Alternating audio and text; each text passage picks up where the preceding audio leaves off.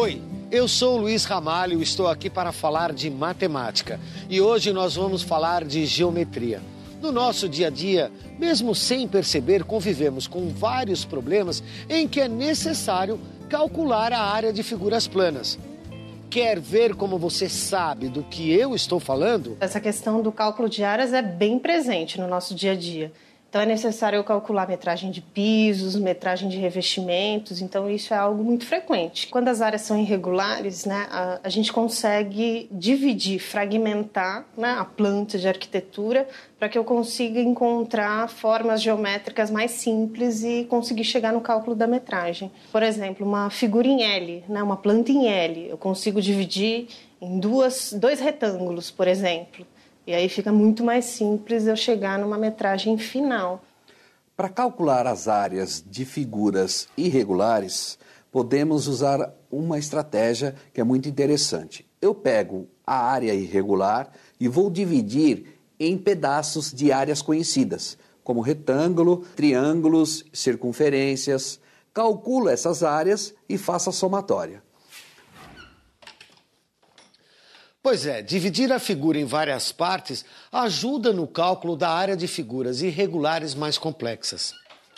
E isso é o que faz também um alfaiate, como o seu Nuno aqui. Bom dia, seu Nuno, quanto tempo? Como é que vai, Luiz? Tudo bem. Apareceu mais? Pois é, né? A gente só aparece quando precisa de um terno para batizado, casamento, né?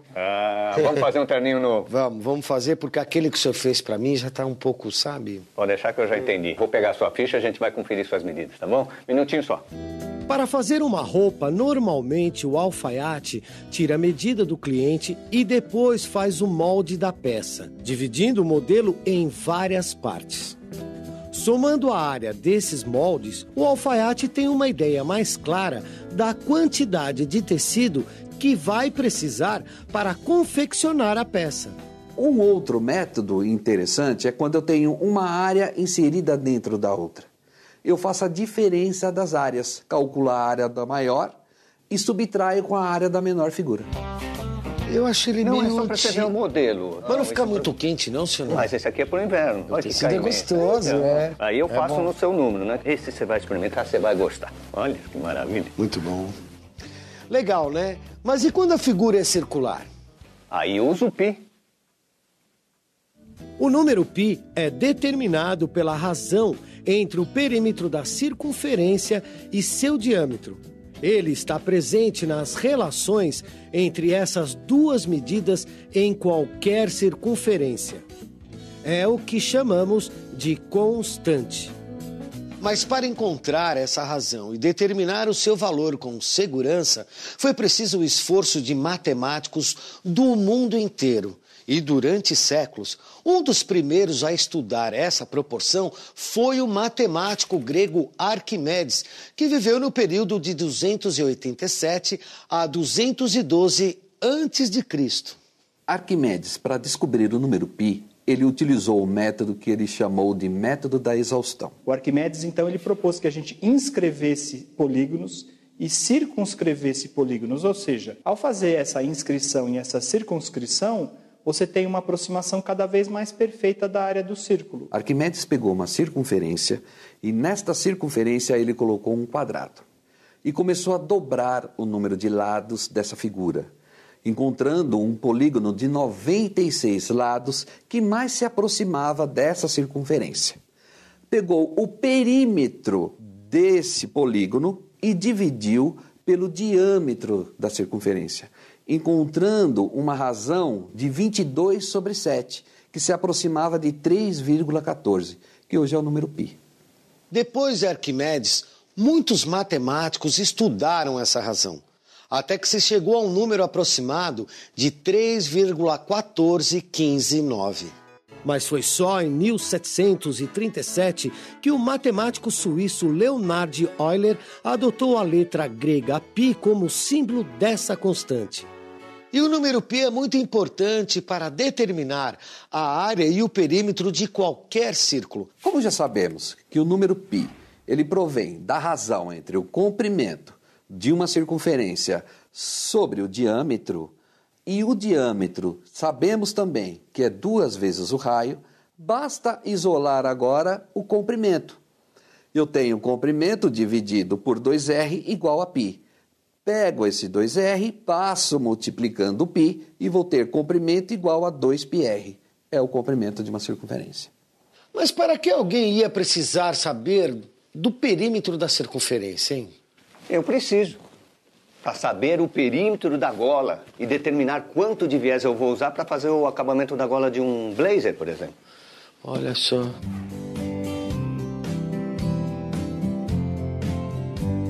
Viu? Saber calcular o perímetro de uma circunferência é bem importante. Desculpe interromper, Luiz, mas eu tenho que te dizer que você precisa fazer um regime. É mesmo? É, o perímetro da sua circunferência aumentou muito desde o último terno que eu te fiz. Eu já percebi, seu Nuno. Inclusive, aquele terno que o senhor me fez naquela época já não me serve mais, sabe? O negócio é fechar a boca, né, Luiz? Tá difícil manter a silhueta de bailarino espanhol, viu? Mas existe um outro cálculo que também usa π. É a área do círculo. A fórmula para calcular a área do círculo é π vezes o raio ao quadrado.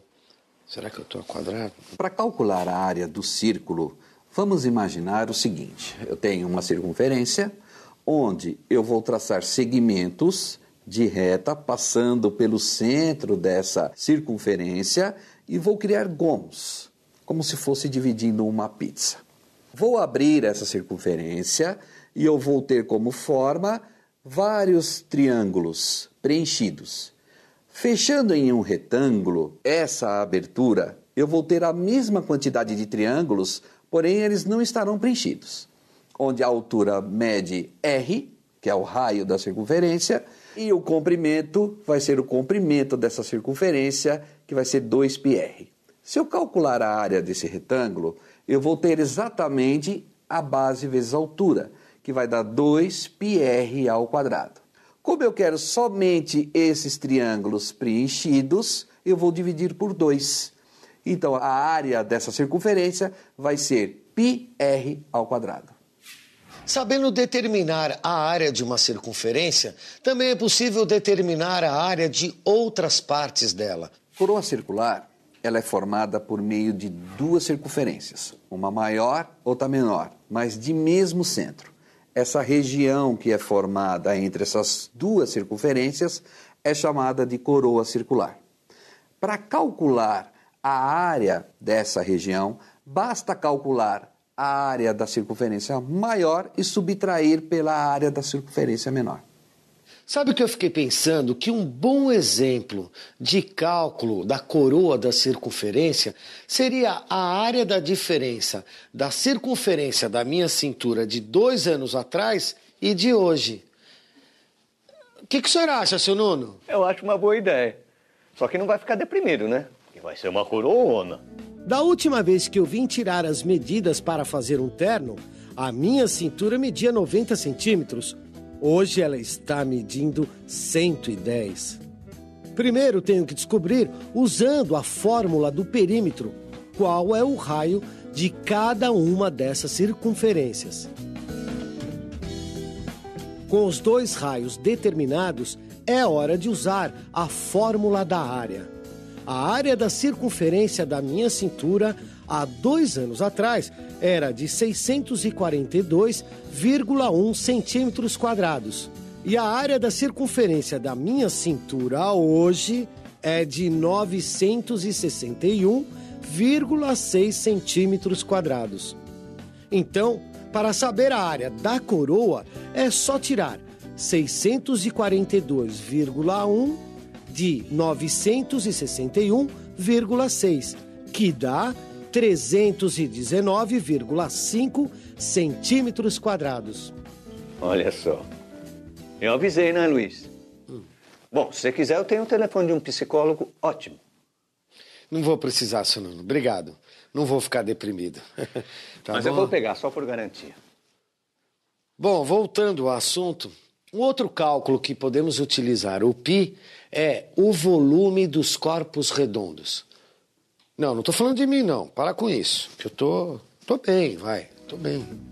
Assim como fazemos para calcular o volume de um cubo ou de um paralelepípedo, também é necessário, muitas vezes, calcular o volume de objetos tridimensionais com formato circular, como o cilindro. Isso ajuda o seu Mirno, que transforma troncos de árvores calculados em metros cúbicos em madeiramento para móveis.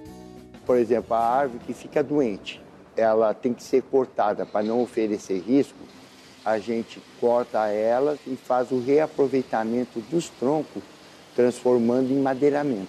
Móveis, bancos para praça, jardim, calculando o tamanho da tora e a grossura e o diâmetro da tora, eu sei quantos metros eu vou conseguir. Eu descobri que eu tenho uma tora, vamos pôr com um exemplo, com 10 metros cúbicos. Então eu sei que cada metro cúbico vai dar 133 metros de sarrafo de 5.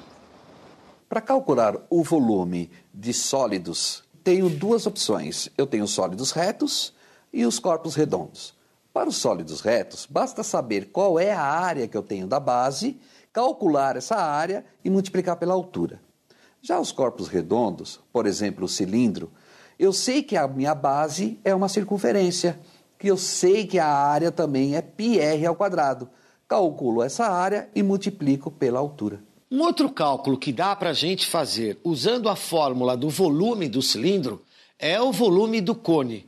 Isso porque os matemáticos sabem que o volume do cone equivale a 1/3 do volume do cilindro com a mesma base e altura.